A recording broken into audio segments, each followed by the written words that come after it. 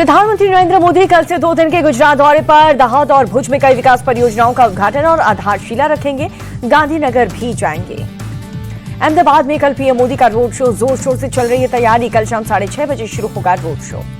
PM Modi की अध्यक्षता में दिल्ली में एनडीए शासित राज्य के मुख्यमंत्रियों का कॉन्क्लेव। बैठक में 20 सीएम और 18 डिप्टी सीएम शामिल। जापान को पीछे छोड़ दुनिया की चौथी सबसे बड़ी अर्थव्यवस्था बना भारत। नीति आयोग के सीईओ बीवीआर सुब्रमण्यम ने दी जानकारी। बोले भारत की इकोनॉमी 4000 अरब डॉलर की हुई। भारत के चौथी सबसे बड़ी अर्थव्यवस्था बनने पर बोले ईग्रो फाउंडेशन के सीईओ, ये एक बड़ी सफलता की कहानी है। हम पीएम की मजबूत नीतियों का पालन कर रहे हैं। दुनिया की चौथी सबसे बड़ी अर्थव्यवस्था बनने पर केंद्रीय मंत्री जितेंद्र सिंह का ट्वीट। बोले कि ये विकसित भारत की ओर एक तेज कदम और बड़ी छलांग है। पीएम मोदी का बहुत आभार। नीति आयोग की बैठक पर बोले सपा सांसद अवधेश प्रसाद, आज भी कई लोगों के पास घर और खाने के लिए भोजन नहीं है। जब तक हर शर्त संपन्न न हो जाए तब तक नीति आयोग की रिपोर्ट स्वीकार नहीं। ऑपरेशन सिंदूर के बाद पहली बार पीएम के मन की बात कार्यक्रम। पीएम मोदी बोले आतंकवाद खत्म करना देश का संकल्प है। ऑपरेशन सिंदूर बदलते भारत की तस्वीर है। पीएम मोदी बोले आतंकवाद के खिलाफ देश एकजुट। सेना ने आतंकियों को सटीक जवाब दिया। सेना ने पराक्रम पर देश को गर्व है। ऑपरेशन सिंदूर को लेकर के पीएम बोले कि ऑपरेशन सिंदूर में आत्मनिर्भर भारत की झलक, ये साहस और संकल्प का भी प्रतीक है। पीएम मोदी ने कहा कि हमारी सेना ने पाकिस्तान में आतंकी अड्डों को तबाह किया। पूरा देश सेना का अभिनंदन कर रहा है। मन की बात कार्यक्रम में पीएम ने भारतीय उत्पादों को इस्तेमाल करने की अपील की। बोले कि देश में बने सामान को प्राथमिकता दें। एनडीए शासित राज्य के मुख्यमंत्रियों ने एक साथ बैठक करके पीएम के मन की बात कार्यक्रम सुना। गृहमंत्री अमित शाह, जेपी नड्डा और राजनाथ सिंह भी मौजूद रहे। पीएम के मन की बात कार्यक्रम पर दिल्ली बीजेपी अध्यक्ष वीरेंद्र सचदेवा बोले मन की बात कार्यक्रम अब जन की बात बन चुका है। लोगों को कार्यक्रम से नई जानकारी और बहुत कुछ सीखने को मिलता है। सुप्रिया सुले के नेतृत्व में कतर पहुंचा सर्वदलीय प्रतिनिधि मंडल। दोहा में भारतीय राजदूत ने डेलीगेशन के साथ मीटिंग की। संजय झा के नेतृत्व में सर्वदलीय प्रतिनिधि मंडल साउथ कोरिया पहुंचा। सियोल में भारत के राजदूत अमित कुमार के साथ बैठक की। सर्वदलीय प्रतिनिधि मंडल का नेतृत्व कर रहे हैं शशि थरूर। न्यूयॉर्क में बोले आतंकवाद के खिलाफ सभी देशों को एकजुट होना होगा। आतंकवादी हमलों के खिलाफ सख्त कार्रवाई करेंगे।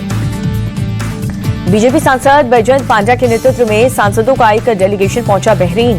कहा भारत पाकिस्तान की परमाणु धमकी से डरने वाला नहीं है। ओवैसी ने पाकिस्तान को एफएटीएफ की ग्रे लिस्ट में डालने की मांग की। कहा कि आतंकिस्तान को पालने वाले देश पैसों का गलत इस्तेमाल कर रहे हैं। शिवसेना यूपीटी सांसद प्रियंका चतुर्वेदी का बयान। कहा कि पाकिस्तान अब आतंकिस्तान बन चुका है। प्रियंका चतुर्वेदी ने पाकिस्तान पर निशाना साधते हुए कहा कि उसामा बिन लादेन पाकिस्तान की जमीन पर ही पाया गया था। राजस्थान के डिग में आईबी की बड़ी कार्रवाई। गंगोरा गांव में कासिम नाम के शख्स को हिरासत में लिया गया। ऑपरेशन सिंदूर के दौरान पाकिस्तान कनेक्शन मिले। कासिम ने पाकिस्तानी महिला से की है शादी। ऑपरेशन सिंदूर के वक्त महिला से बात करता था। पहले दिल्ली में रहता था कासिम। भारतीय सेना ने जम्मू कश्मीर के पुंछ में 3 पाकिस्तानी आर्टिलरी सेल को डिस्ट्रॉय किया है। ये गोले पाकिस्तान की ओर से दागे गए थे। भोपाल में सुरक्षा बलों ने सम्मान में निकाली गई तिरंगा रैली। मंत्री विश्वास कैलाश सारंग भी हुए शामिल। इंडी गठबंधन को लेकर के केंद्रीय मंत्री जितिन राम मांझी बोले इन लोगों का एक ही मुद्दा है कि पीएम कौन बनेगा, लेकिन एनडीए का उद्देश्य भारत का विकसित राष्ट्र बनाना। बिहार में बीजेपी और आरजेडी के बीच सोशल मीडिया वॉर। बीजेपी ने गैंग्स ऑफ घोटालेबाज नाम से एआई के जरिए एक वीडियो जारी किया। आरजेडी ने भी एआई वीडियो के जरिए बीजेपी और सीएम नीतीश पर साधा निशाना। जवाब में बीजेपी ने 20 साल में हुए विकास के काम को दिखाया। आरजेडी नेता तेज प्रताप ने सोशल मीडिया प्लेटफॉर्म को हैक किए जाने का लगाया आरोप। लिखा तस्वीरों को एडिट कर बदनाम किया जा रहा है। उससे पहले तेज प्रताप का सोशल मीडिया अकाउंट में एक लड़की के साथ उनकी तस्वीर पोस्ट की गई। लिखा था 12 साल में रिलेशनशिप में। केंद्रीय मंत्री जितिन राम मांझी का लालू परिवार पर निशाना। कहा कि दारोगा बाबू के परिवार के साथ लालू परिवार ने जो भी किया उसका बदला हर महिला आने वाले चुनाव में लेगी। लोकसभा अध्यक्ष ओम बिरला रांची पहुंचे। एयरपोर्ट पर केंद्रीय मंत्री संजय सेठ समेत कई कार्यकर्ताओं ने उनका स्वागत किया। सीजीआई गवत से मिले हैं महाराष्ट्र के सीएम देवेंद्र फडणवीस। महाराष्ट्र विधानसभा को संबोधित करने के लिए आमंत्रित किया गया। समंदर में डूब रहा था विदेशी जहाज। इंडियन कोस्ट गार्ड ने बचाई जान। कोची के विजुंगम पोर्ट पर एक विदेशी शिप में कोस्ट गार्ड ने चलाए रेस्क्यू ऑपरेशन। शिप में सवार सभी 24 लोगों को बचाया गया। कोरोना के बढ़ते मामलों को लेकर के केंद्र सरकार ने समीक्षा बैठक की। एडवाइजरी जारी की। अस्पतालों को बेड, ऑक्सीजन और साथ ही एंटीबायोटिक्स और वैक्सीन सुनिश्चित करने के निर्देश दिए। हिमाचल के रामपुर में बदला बादल फटने से अचानक से बाढ़ से हुआ भारी नुकसान। कई गाड़ियां मलबे में बहीं। यूपी के गाजियाबाद में आंधी बारिश ने मचाई तबाही। एसीपी दफ्तर की छत गिरने से सब इंस्पेक्टर वीरेंद्र मिश्रा की मौत हो गई। पंजाब के जालंधर में तेज आंधी तूफान के चलते हुआ हादसा, नगर निगम के बाहर लगा तिरंगे का पोल गिरा, एक युवक की मौत हुई। हिमाचल के शिमला में बादल फटने से भारी तबाही, मलबे में ताश के पत्ते की तरह बह गई गाड़ियां, रेस्क्यू ऑपरेशन में जुटा है प्रशासन। सड़क पर मलबा आने से यातायात पूरी तरह से प्रभावित, नदी नालों का बड़ा जलस्तर, लोगों को किया गया अलर्ट। मुंबई में भी बदला मौसम का मिजाज, शहर के कई हिस्सों में बारिश, तापमान में दर्ज की गई गिरावट। दिल्ली में देर रात हुई तेज बारिश के बाद कई इलाकों में सड़क पर पानी भर चुका है। दिल्ली कैंट इलाके में एक बस और कार जलमग्न हो गई। देर रात आए तेज तूफान और बारिश के बाद दिल्ली में कई जगहों पर पेड़ गिरे और साथ ही अकबर रोड पर 100 साल पुराना पेड़ भी गिर गया। मूसलाधार बारिश के बाद दिल्ली में आईटीओ इलाके में जल भराव, यातायात हुआ प्रभावित, लोगों की परेशानी बढ़ी। दिल्ली के नानकपुरा अंडरपास में भी पानी भर चुका है। जल भराव से आवाजाही, लोगों को काफी परेशानी हो रही है। सड़कों पर जल जमाव से ट्रैफिक हुआ बुरी तरह से प्रभावित। दिल्ली के धौला कुआं इलाके में सुबह सुबह लगा जाम। भारी बारिश के चलते दिल्ली के द्वारका में भी सड़कें हुई जलमग्न, जल जमाव से ट्रैफिक हुआ बाधित, राहगीरों की मुश्किलें बढ़ी।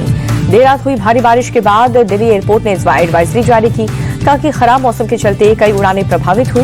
यात्री अपनी फ्लाइट का स्टेटस चेक करते रहे।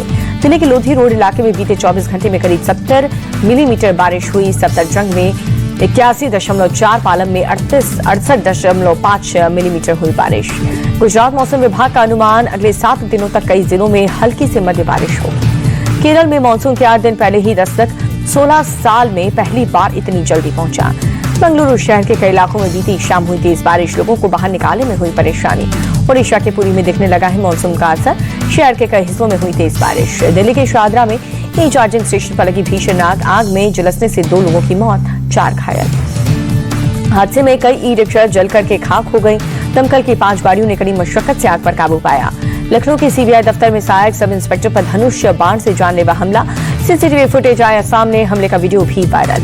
लखनऊ के सीबीआई दफ्तर में धनुष बाण से हमला करने वाला गिरफ्तार, पुलिस ने आरोपी को कोर्ट में पेश किया, अदालत ने 14 दिन की न्यायिक हिरासत में भेजा। यूपी के गोरखपुर में खाद्य विभाग की बड़ी कार्रवाई, नकली पनीर फैक्ट्री पर मारा छापा, बड़ी मात्रा में पनीर, दूध और केमिकल बरामद, फैक्ट्री को किया गया सील। फैक्ट्री में रोज 50 से 55 क्विंटल नकली पनीर तैयार हो रहा था। महाराजगंज, कुशीनगर समेत कई जिलों में थी सप्लाई, फैक्ट्री को खाद्य विभाग ने किया सील। नोएडा के सेक्टर 6 स्थित एक निजी कंपनी में लगी आग, फायर ब्रिगेड की गाड़ियों ने आग पर काबू पाया। बिहार के हाजीपुर में थाने से कुछ ही दूरी पर वारदात, लुटेरों ने लूट के दौरान व्यवसायी और उनके बेटे को मारी गोली, व्यवसायी की मौके पर ही मौत, बेटा घायल। वारदात को अंजाम देकर के भाग रहे एक अपराधी को लोगों ने पकड़ करके जमकर पीटा, 2 अपराधी मौके से हुए फरार। सरेआम लूट और हत्या की खबर फैलते ही लोगों ने किया हंगामा, पुलिस ने समझाकर लोगों को सड़क से हटाया, जांच तेज। राजस्थान के ब्यावर में हिस्ट्री शीटर और माफिया तेजपाल सिंह की शर्मनाक करतूत, तेल चोरी के आरोप में जेसीबी ड्राइवर को लटका करके पीटा, ड्राइवर बुरी तरह से घायल। तमिलनाडु के विरुद्धनगर में पटाखा फैक्ट्री में लगी आग, दमकल की गाड़ियों ने कड़ी मशक्कत के बाद आग पर काबू पाया। एमपी के गुना में थाना प्रभारी पर त्रिशूल से हमला हुआ, जहां पर मकसूदनगढ़ में बस स्टैंड बनाने के लिए अतिक्रमण हटाने गई थी पुलिस की टीम। गुजरात के नडियाद पे केमिकल टैंकर पलटा, किसी के भी हताहत होने की खबर नहीं। आंध्र प्रदेश के करापा में लॉरी और कार की टक्कर हुई, हादसे में 5 लोगों के मारे जाने की खबर। दिल्ली में fit India Sunday on cycle अभियान, केंद्रीय मंत्री मनसुख मांडविया भी हुए शामिल, साइकिल चलाकर के फिट रहने का संदेश दिया। केंद्रीय मंत्री धर्मेंद्र प्रधान ने संबलपुर चिड़ियाघर का किया दौरा, कहा कि आने वक्त इसे और भी बेहतर बनाया जाएगा, पर्यटकों की संख्या बढ़ाना इसका एक हिस्सा। पीएफ अकाउंट होल्डर्स के लिए खुशखबरी, सरकार ने वित्त वर्ष 2024-25 के लिए पीएफ पर 8.25% ब्याज देने की मंजूरी दी है। 1 लाख पर 8,250 रुपए मिलेगा ब्याज। बढ़ती मांग के बीच गिरी बैटरी, धातुओं की कीमतें, लिथियम 1880 हुआ सस्ता। फिनटेक दिग्गज पेटीएम की पेरेंट कंपनी 197 कम्युनिकेशंस को सुप्रीम कोर्ट से मिली बड़ी राहत, 5,712 करोड़ के जीएसटी नोटिस पर रोक लगी। एलआईसी ने पॉलिसी बेचने को गिनीज वर्ल्ड रिकॉर्ड बनाया, 24 घंटे में बेची रिकॉर्ड 5,88,107 पॉलिसी। स्टारलिंक भारत में 840 रुपए में देगा अनलिमिटेड डाटा, इन स्पेस की मंजूरी का इंतजार, महंगे स्पेक्ट्रम से मस्क की कंपनी को दिक्कत नहीं। एप्पल के बाद अब सैमसंग पर भी टैरिफ की तलवार, अमेरिकी राष्ट्रपति ट्रंप दक्षिण कोरियाई कंपनी सैमसंग पर भी ले सकते हैं एक्शन।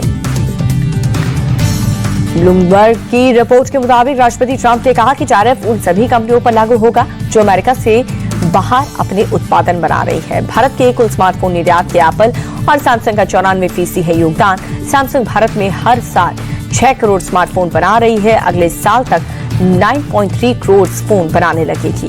अमेरिकी राष्ट्रपति ट्रंप ने यूरोपीय यूनियन के देश पर 50% टैरिफ लगाने की धमकी दी। 1 जून से लागू कर सकते हैं ट्रंप। सिंध में पाकिस्तान के राष्ट्रपति की बेटी आसिफा भुट्टो पर प्रदर्शनकारियों ने किया हमला। प्रदर्शनकारी नहर परियोजना कॉर्पोरेट फार्मिंग का कर रहे हैं विरोध। 17वें कान फिल्म महोत्सव का हुआ समापन। रेड कार्पेट पर चले सितारे। आईपीएल के दूसरे मुकाबले में कोलकाता और हैदराबाद की टक्कर हुई। दोनों टीम के बीच मैच औपचारिकता। आईपीएल की प्लेऑफ की रेस से दोनों टीमें बाहर हुई। दिल्ली में शाम 7:30 बजे से खेला जाएगा मैच। हेड टू हेड मुकाबले में हैदराबाद का रिकॉर्ड बेहतर। 29 मैचों में हैदराबाद को 20 और कोलकाता को 9 मैच में जीत मिली। आईपीएल में कल हुए मुकाबले में दिल्ली की शानदार जीत। पंजाब को 6 विकेट से हराया। पॉइंट टेबल्स में दूसरे नंबर पर पंजाब किंग्स बरकरार।